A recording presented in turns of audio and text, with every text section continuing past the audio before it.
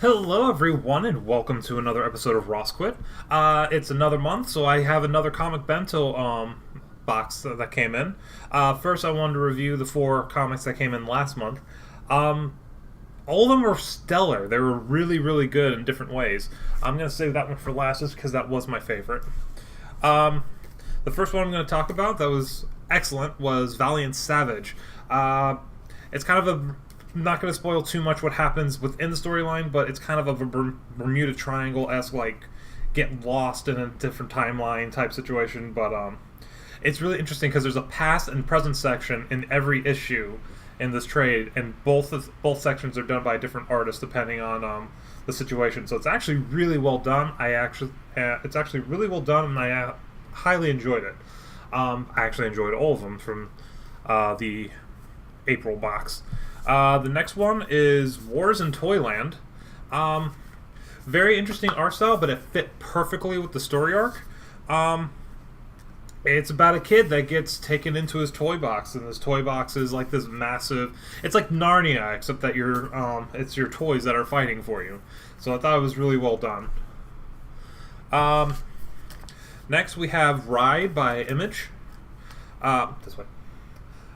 This was surprisingly good as well. It's several different stories, all having to do with I think it's a Mustang of some sort, but it's different art styles, different.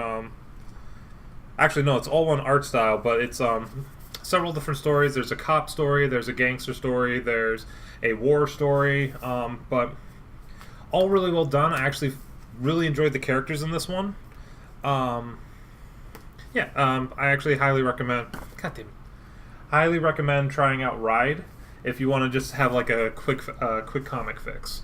It's not like an extended story that you have to read like 3 or 4 other things to get into, which is the exact opposite of my favorite one from last month, which is the Avengers, which is Fear Itself Avengers. This is a continuation, I found out, of the Fear Itself story arc. So I didn't really get the full thing. I understand that now, but still really well done. Brian Michael Bendis is one of my favorite writers, so every single character in this has substance. They have character build. Also, it's with the artist as well. I highly give them credit for making Squirrel Girl powerful yet semi-attractive, yet attractive, because a lot of the new artists nowadays just have her as the major bucktooth, overly cartoony character, which she's not in a lot of the originals. She's actually one of the most powerful characters in all of Marvel. Getting ahead of myself, though. Now we're on to this month's. Excuse me. I have no idea what any of this month's was number crunching. So we have dates, we have addresses. So every single comic in here has a number. It's literally about having a number in the title. So, I mean, cool. But it is kind of cool how it goes off, because the first one is the Baker Street 4, which, let's see, and their faithful feline can count on the protection of Sherlock Holmes, for whom they... Oh, so they're like, they're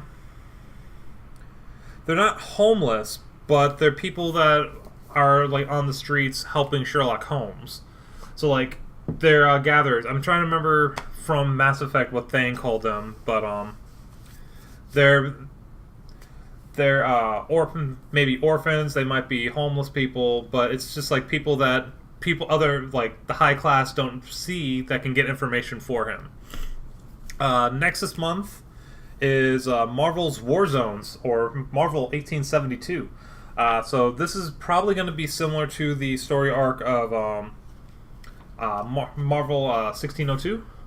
One of my favorite story arcs. It's Neil Gaiman writing, so you always know there's going to be a twist and turn every second that you read it. Highly recommend that. Haven't tried this yet, so I'll find out how it is, and I'll get back to you guys about it. Next on the list, we have Letter 44. I don't know anything about this. This is by Oni Press. Yeah, I have no idea what this is. It could be really good, could be really bad, could be in between. I have not had a bad comic from the Comic Bento yet, so I will take this and we'll see what goes on. So, and then the last one for this month was Gotham by Midnight. Here we go. Tagline is "We do not sleep." Let's see. So.